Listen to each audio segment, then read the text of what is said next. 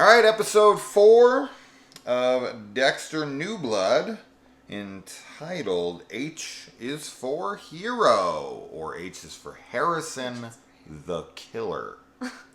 Yeah, H is for Harrison the Killer. The potential killer. So we get to see your, I guess, anticipated thing here. You got to see Dexter doing his blood splatter analysis. Yeah. That was something you were really wanting to say. Yeah, it was great. It was really cool. I mean, everything with him and Deb, too. Yeah. I love it. I think it's so cool that she's his dark passenger, and that scene in particular. I mean, there's the funny moment, too, where she's like, she's accusing him of being jealous of Harrison being a hero, and then she's like, that's what you wanted everyone to be for you, and there's a bunch of her with little flags and signs being like, go Dexter!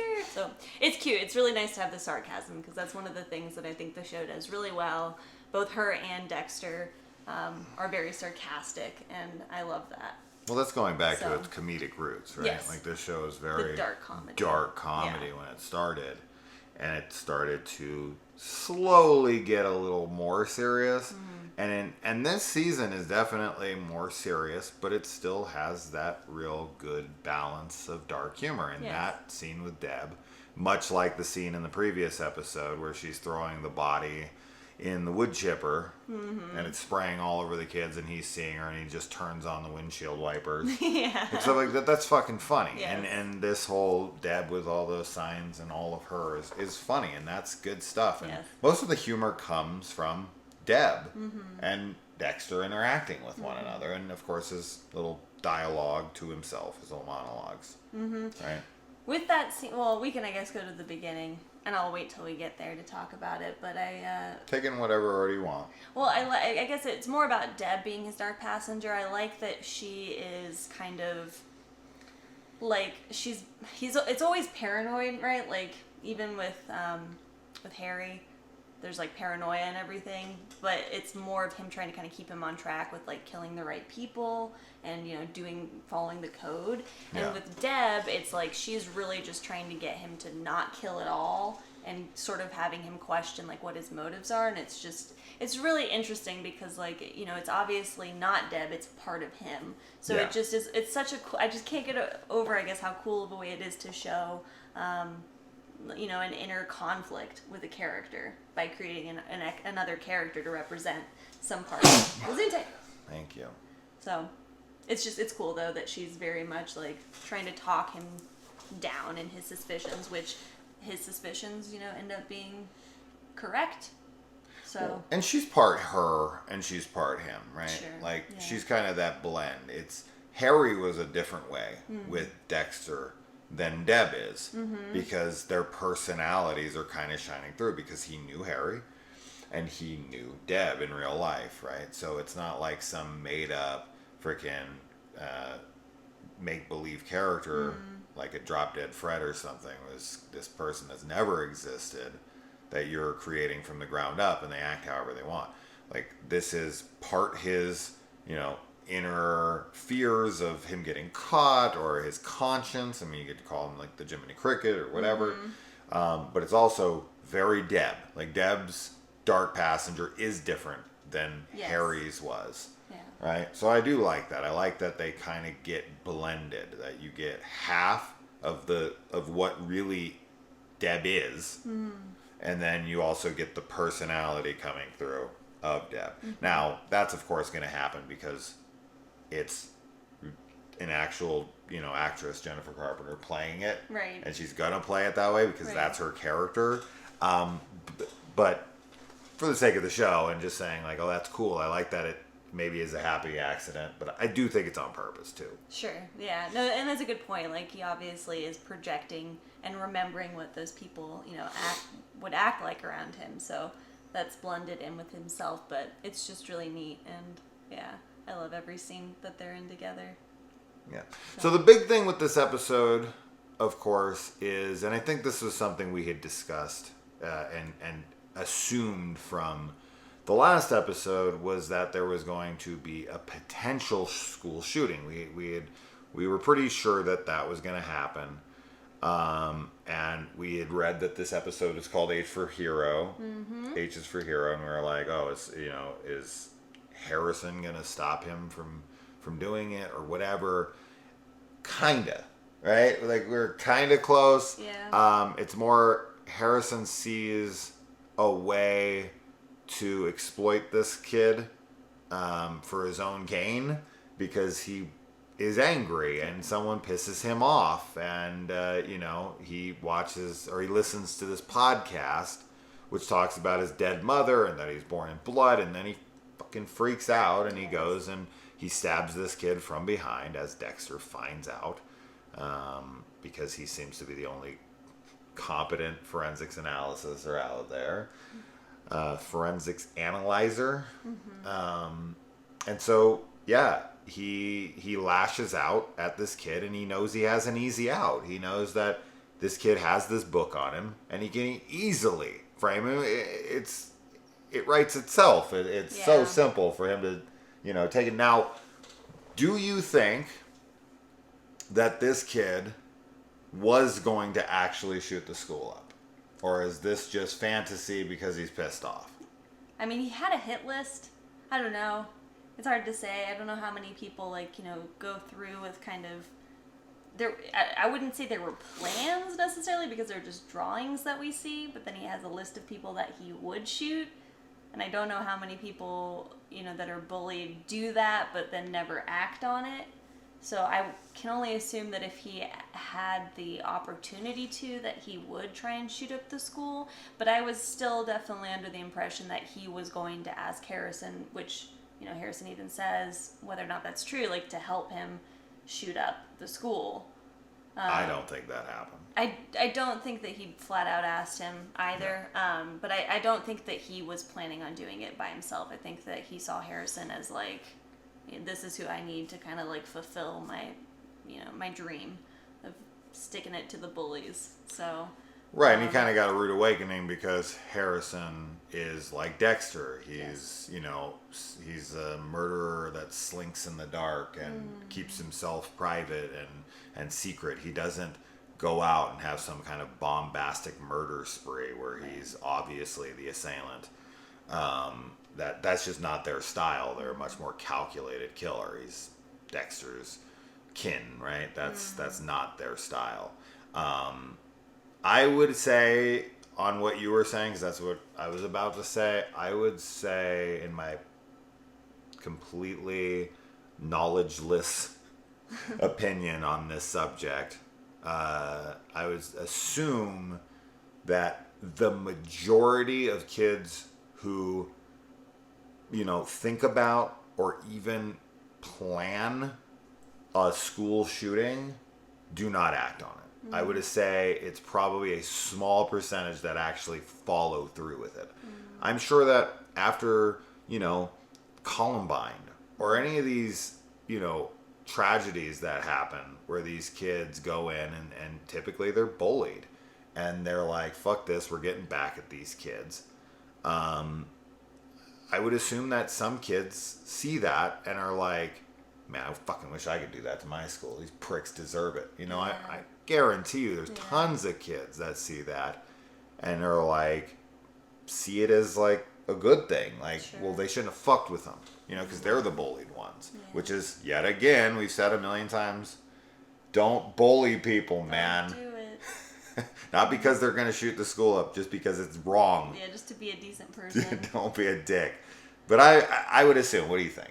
I would assume that most people don't actually act, but there's a lot of kids who think about it, plan it out, and definitely jokingly talk about it with their friends, I'll fucking kill this motherfucker, Well, but jokes are, I think that's different, right? People can make, dark jokes as a way to cope, but, Absolutely. What this kid was doing, and I just don't know. I don't know how many people, actually, like I said, actually are, making hit lists, and, even if it is just fantasy and they don't act on it, that's really the thing that I don't have any reference on the number of those people out there, but I just think that it's kind of when you start to actually write down the people that you're gonna kill, you are taking some sort of action in a weird way because you're thinking about specific people, not just like I'm gonna go in and shoot whoever.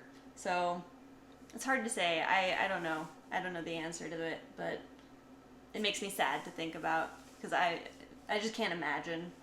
For the record, I do want to say though that if you were to find out somebody was, you found somebody's journal or somebody's drawings and they do have people that they're killing in these graphic depictions and they do have a hit list, that's a fucking worrisome thing. Absolutely. Like, you need to take that very seriously. Absolutely. You can't just be like, oh, well, most people probably don't act on this, so No. there's a very high chance they probably won't. It doesn't matter. That person definitely needs to have somebody to talk to cry for help. 100%. Sure, yes. You can't. Don't ignore that. Don't ignore that at all. for sure. Yeah. I'm not saying that anyone should or that it's like, oh, well, just because maybe a lot of kids don't act on it, that it's not a serious thing. Because at the end of the day, my favorite saying, it's, yeah, they might not shoot up the school, they might not actually act on anything, but they're fucking miserable inside. They need help, right? They need help in so many ways, and first and foremost is affection and Sure. Understanding and someone to be there for them. So it's terrible that kind of stuff happens, and we've all been bullied. I feel like most people have. Not everybody, but a lot of people have. I have been, and yeah, revenge is definitely very much on the forefront of your mind a lot when you're being bullied. But that's not the answer. Just beat the fuck out of them. That's what I say. I'm all about violence. Just don't be shooting people. Don't be shooting random people violence, for sure. That's fucking crazy killing. to me.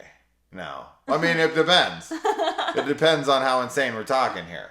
I mean, we're watching a show called Dexter, yeah. right? Who kills people. And a lot of the people who watch this show are getting a catharsis out of it. Sure, you're They're rooting like, for especially Dexter. that fucking dude he kills in the first episode? Yeah, first episode. That guy's awful. Yes. That guy's awful. Yeah. He's just dreadful in every imaginable way. And he's responsible for multiple deaths and this and that. And that's a moral debate we can all get into of like the death penalty and whether or not that's ever okay. And I know we all everybody has their different stance on that thing. But I definitely think there's people out there that are better off. better off gone. Unalive. But are we really the judges of that? I don't know. Dexter's definitely an anti-hero, so yeah, I agree with you. I think it is cathartic for a lot of people to watch it. But, with Harrison, I think that I don't know, and maybe it's because Dexter had Harry and he had this code instilled in him from a very young age, and Harrison doesn't have that. So I sort of feel that Harrison is going to end up being not quite the same as Dexter, or the way that Dexter hopes that he'll be. Like, he wants him, and this is something that Deb brings up as well. His hope obviously is for Harrison to be like him so that he can train him and have, something to bond with, right? Like, to have another version of himself or a mini him. Sure. So, and he's always looking for that, right? Of course, throughout yes, the show. Exactly. But I think he's going to be yet again disappointed with Harrison because I think that it's just something about, I think, and maybe it is just kind of being played as, he's a teenager and this is his first time kind of wanting to know what it feels like, as Dexter says, and so he's not quite, been tuned or trained enough to get it exactly the right way. But I just kind of feel like he's a bad seed a little bit. I don't really trust him. Yeah, you don't think he's going to be the anti-hero that No, Dexter I don't is. think he's going to be like Dexter in that sense. Yeah. Yeah. Maybe, maybe not. I mean, the show is called A New Blood. Yeah. I could definitely see Dexter taking him under his wing and molding him in that way. And he's also using the weapon of choice of the Trinity Killer, right? He's using that straight razor, which they mention here, which definitely shows that this is coming from a place of trauma. Yes. As to where Dexter's kind of sold, I guess yes, while he is born in blood, I don't know. I always got this feeling, I don't know. What do you think? Do you think Dexter becomes the killer because of the upbringing and the murder, or do you think that Dexter was always a killer and that it was in his blood? I mean, that's always like the debate with everything is nature versus nurture. With Dexter, I think that he probably always was, and I think that event kind of was a catalyst for him. Because I think there's probably a lot of people that have sort of antisocial, behaviors and mannerisms and whatnot, but they don't necessarily ever act on them in a violent way because they're kind of brought up in a semi-normal environment, at least. And with Dexter, he doesn't quite get that in the beginning. So I think that's really formative for him and what he becomes. And obviously with Harrison, it's the same thing, right? Like he has a shitty childhood and his mother's, murdered and he's in the, so all of that I think is, it just affects people, and genetics, of course, play a huge factor in it. It's like poetry. I mean, it is. It rhymes, which is great. But I mean, Deb even says too, like, when she's sort of trying to talk Dexter out of his suspicions, she's like, he got, because he's asking him like to walk him through what happened and where Harrison was when he was stabbed. And, he is like, I don't know, like I pushed him away from me. And Dexter obviously doesn't think that that's a good enough answer. And Deb is like, well, that's what normal people do when they're frazzled, is that they mix up the details. They're not like a calculated psycho like you are. And I kind of forgot where I was going with that, to be honest, but I think that's, I think Harrison is obviously calculated, and Dexter is noticing it, I guess, which is very obvious. Well, Deb has her reaction to it, right? Like because this is where I think the whole sum of Deb is really there. His memory of her and how he's molding this persona that he's now shaped into Deb, right? Because Harry's gone. Harry has disappeared as soon as Deb dies. Now, how long after does Deb come around, and is Harry ever going to be seen again? I could see Harry being seen again at the end. It'd be interesting if Harrison had his own dark passenger. Who that would be, I don't know. Maybe his stepmom, mom, whatever, or maybe even his mom. It would be crazy to see her again, right? Yes. I doubt that though. I don't think they're gonna go that route. And I don't think they need to go or should go that route. Like Harrison needs to be his own character.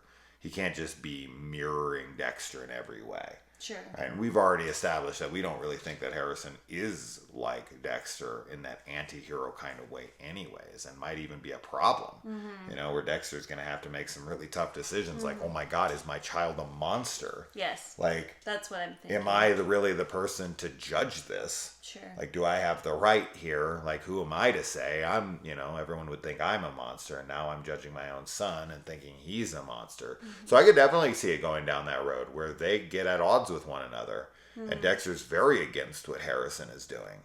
And he almost feels like, maybe I need to stop him. Yeah, I think he's going to have a moment. I mean, there's a line in this where the dickhead son, his father, Kurt tells him, once you have kids, like when they mess up, like you're going to feel responsible for it. So I think that Dexter probably will start trying to show him how to do things, and then Harrison's going to do it in a way that doesn't follow the code, or kill somebody who's innocent, or whatever, and Dexter's going to feel entirely responsible because he gave him the tools. Well, I think we're already kind of feeling that, right? Like Yes. he's kind of already feeling that with this potential school shooter kid. Sure, yeah.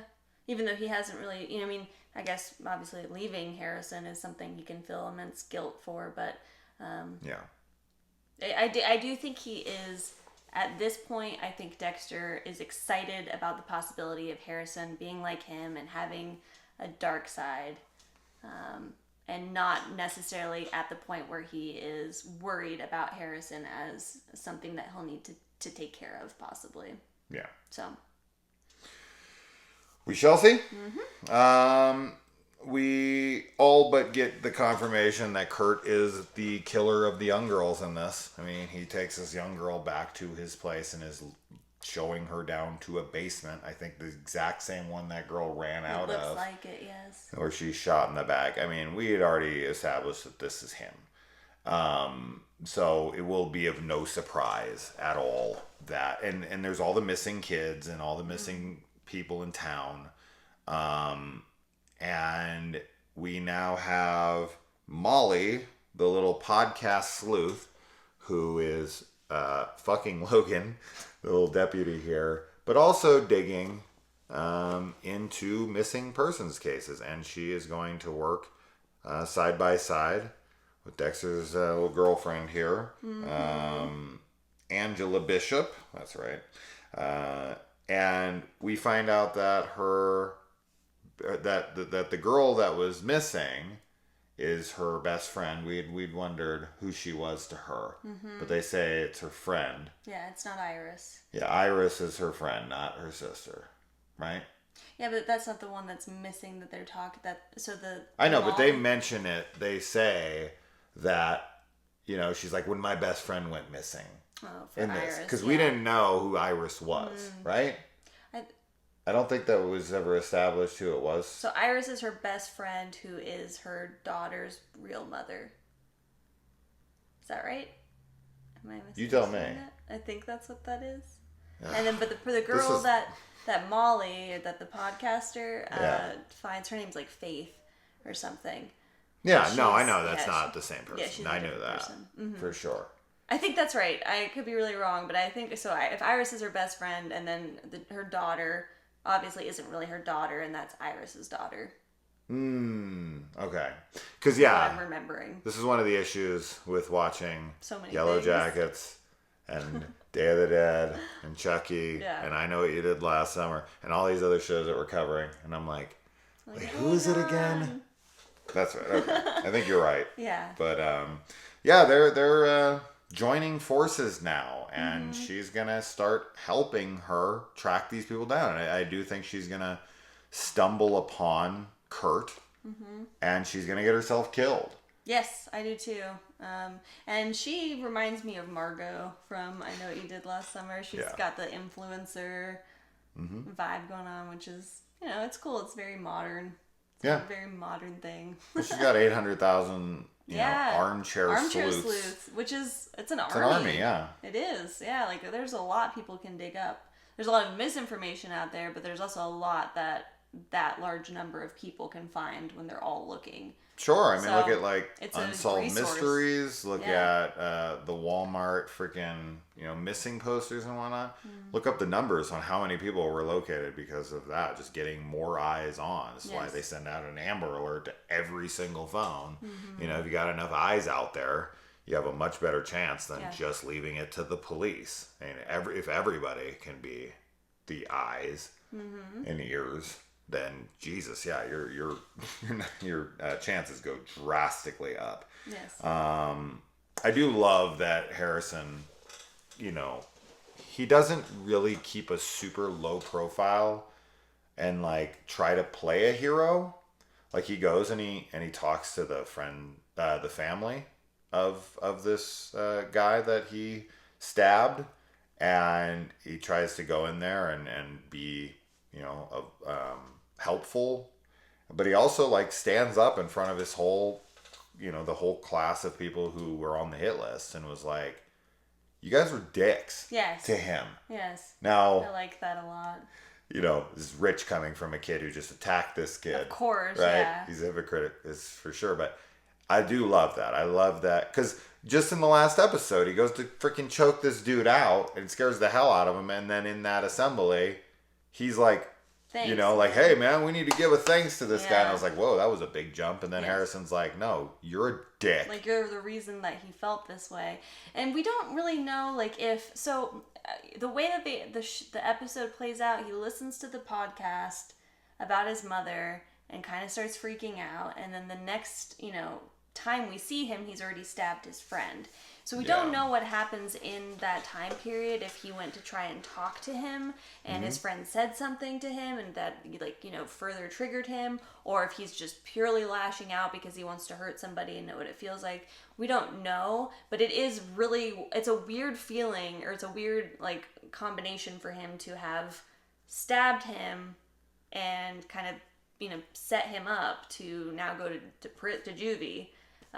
But then also be standing up to the bullies for him. I mean, I guess maybe he recognizes that this kid was dangerous, but it's a weird, you know what I mean? Like, I guess he's just like, even though I know why you're acting like this because you're bullied, it doesn't give you an excuse to want to hurt people. So I think potentially the way this could play out is that Harrison proactively stopped what he saw as a threat. Right? Almost like Dexter. Like, this kid hasn't done anything yet, but I'm going to stop him. And he sees himself as heroic, right? He's this genius level kid who has assessed a threat and has neutralized it. I mean, that's, I think, the way that he perceives this potentially. He goes in there, he chokes this kid out for trying to bully this kid. Then he befriends this kid who's been bullied, and he finds out that he's a potential threat to multiple people who probably, in his eyes don't even deserve it, namely the girl that he's interested in, Kate, or Bishop, Audrey Bishop. So he stops him from potentially hurting this love interest of his. And then when he is praised by certain people, he's like, I don't want your praise. He's very much playing this kind of like morality. Like, I think this is wrong. I'm going to stop this from happening. I'm going to choke you out. I'm going to stop this kid from shooting up the school. I'm going to stop these kids from trying to look like they're, the victims here. Like, he's very much on the side of, like, what's right, even if he's going about it in ways that a lot of us might disagree with. But I don't know. I mean, as you said, we don't know what happened. Yeah. Maybe the kid did ask him to help. Maybe the kid did. I don't think so. Now, do you think we'll see this interaction actually take place? I'm sort of feeling like we might, especially because now Dexter, is kind of going back and he did the whole blood splatter analysis and knows that Harrison lied to him. I think that there's going to be a conversation and maybe a flashback, probably at the beginning of the episode, to show what happened. Maybe Harrison has some dreams, or is reliving it in some way, right? Thinking about it, and we see it through that. But I have a feeling that we will find out, because there is this, it's a mystery of what happened exactly. So I think it'll be revealed. Yeah, it's possible. I mean, I think if there's more to it, we'll get a flashback to it and see what happened. If there isn't more to it, we'll never see it again. I think Dexter has kind of already confirmed what he knows. He found the straight razor. He found that the blood patterns don't match up. So that's done with, unless there's more to it. Yeah. So if we're gonna find it, so if we do see a flashback to it, that's gonna reveal us new information that we don't have. Sure. They're not gonna show it again just to tell us what we already know and what Dexter already knows, right? There'd be no reason for it. So it'll be barring that there is more information to know. Right? Yeah. As far as I can see. That's a good point, yeah. I agree. I definitely think we will see this little green-haired runaway trapped in a room in the next episode. Now, we still don't have a reason. Because, okay, from what I could tell, Kurt got a phone call from the mother of their son, maybe? They're like, I need to know what's happening with our son. Actually, I don't think she says our son. But whatever the kid's name is. What's his name? Luke? Is that his name? Maybe. I'll look for it. But, yeah, he hears this call and he kind of ignores it. Like, and he starts panicking a little bit, right? But he's going to his little diner that he has. I don't know. Really, the biggest question I think we currently have is, why did Kurt lie? Yes. That is the biggest question. Thing. And I don't know if we get anything here. The only thing I came up with is that he knows that Dexter did it, and he wants to get the cops off of this trail so that he can get back at him. But it could be that, I don't know, but he's pushing the cops so hard to look for him, and then all of a sudden something changes. He definitely didn't talk to him on FaceTime. No. I mean, this isn't like some computer hacker called him with a face app thing. Yeah. That didn't happen. I just don't see any of that shit happening. That would be pretty silly. I think it's very obvious that he's lying, but why? Right. That's the question. What do you think? What's your guess? Well, yeah, I mean, I think that it, like you said, I think that he might be trying to, get some revenge on Dexter, that he found out that Dexter's the one. I mean, he gives Harrison a drone in this episode, which is either he saw Harrison playing with the police drone and is just giving it to him, or, he's had a drone that he's used and he saw Dexter kill his son or something, along those lines. Matt Caldwell. So I kind of think that there's more to the drone that was given to him. Yeah, what that will be. Foreshadowing. But other than that, I don't see why I don't know why he would lie.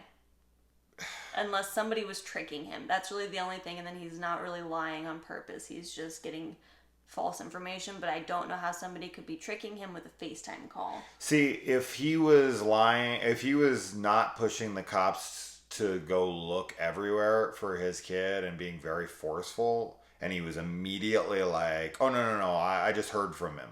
Then I would be like, he's trying to get them off this trail because that will lead them to his house where he has kids kept, right? He's harboring children. Yeah. And he's killing them, and he doesn't want the cops anywhere near his property, but he's very aggressive about, like, you need to get out there, you need to look everywhere, turn over every stone, while he currently has, I mean, unless there's some big twist that he isn't the one that's killing these kids. Maybe. I doubt that, but maybe. But in this episode, too, he also is a little less forceful, right? He's sort of starting to scale back because he tells Angela that he got a FaceTime call from his son, and she's, like, asking where he is, and he's like, oh, in a hotel somewhere in New York or whatever, and doesn't really give him a whole lot of information, or give her a whole lot of information to then, when she's like, we need to find the credit cards and see if he's in New York. Yeah. So I think he is pulling back and being a little less aggressive because he either thinks or is trying to just, present that his son is fine. Yeah. But it is, I think he's the one killing the girls. It can only. Yeah. So. It's like a 99% chance. It's 100 for me. It's 100 for me. But why? What do you guys think? Why is he lying? That is the question here. Is it to throw them off so that he can get revenge? Because the kid's very, adamant about, like, you don't know who you're fucking with. My dad's coming for you. Yeah. Like, you're going to pay for this. You're going to regret what you did. Like, he's very, very sure of this. And knowing that the father is killing people like this, did Matt know about that? Was Matt his hunting buddy?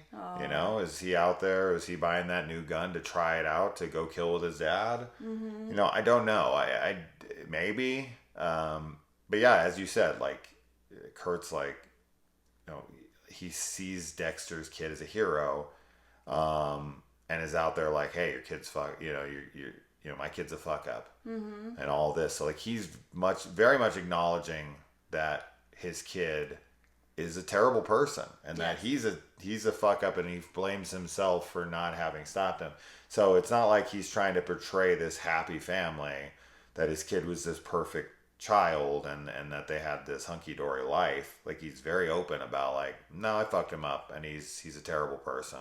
But when Dexter slips up about saying, like, he was driving that day, and Dexter does, he says it right there. He's like, he was fishing, and I just nibbled. Yes. Yes. So now, does he already know, or did that just tip him off? But then that goes back to, why did he already lie? What is that? Exactly. Yeah, I don't know. I really don't. I mean, it's all we can do is speculate, and I think that, and watch, obviously, and find out more. As we will. As we will, and more will be uncovered. Yeah. Okay. So, yeah, my prediction is that Molly is going to be, she's going to find out that Kurt is abducting these kids, and she's going to fall into his trap. You know, he's going to hunt her down, and he's going to kill her. And she's going to live stream it. She's going to live stream it. And everyone's going to be like, no, she won't live stream it. No. That's my prediction as of right now. And I definitely think also that Dexter is going to wrestle with the question of, does he have to take out his own son? Yes. Yeah, I agree with both of those predictions. And also, something that I thought of, if, this is new blood and setting up Harrison to be the new Dexter, and if there is if Dexter dies... He's the dark passenger of Harrison. He would be the dark passenger. I think that would be pretty neat. I think we mentioned that in the last episode. Maybe or not. But yeah, I agree with you. That's definitely possible. Would people be as interested watching a Harrison show with Dexter being the dark passenger? That remains to be seen. I mean, it's a way to keep Dexter, to keep him in the show, which is cool. Mm-hmm. Yeah, I don't know. I think actually... I think a lot of people... Would you be interested in that? I would be interested in it. Yeah, do you like Harrison as a character enough at this moment? Not at this moment, but seeing where things go, I would be interested in that. And also, obviously if Dexter's still a part of it in some way, that's, he's still there. It's not like they have to rename the show to Harrison or something. It would still be Dexter. But I think a lot of people would probably be less into it because... Dexter's the guy. Sure, it's always going to be that way if they ever try to replace characters or anything. I mean, when Doggett came into X-Files or any of that stuff, people are just like, no. No. It's the originals boo, boring. Boring. Or when they tried to do the 24 reboot thing with a new guy. It's like, dude, no Jack Bauer, no interest. But as you said, Dexter would still be a very relevant part of the show, or prominent part of the show. So I'm going to go with, I wouldn't be interested at the moment, but if Harrison wins me over later, maybe I'd be open to it. But as of right now, I'm not interested in that. But it is possible. For sure. Yes. We shall see. We'll see. See you next week. Bye. Bye.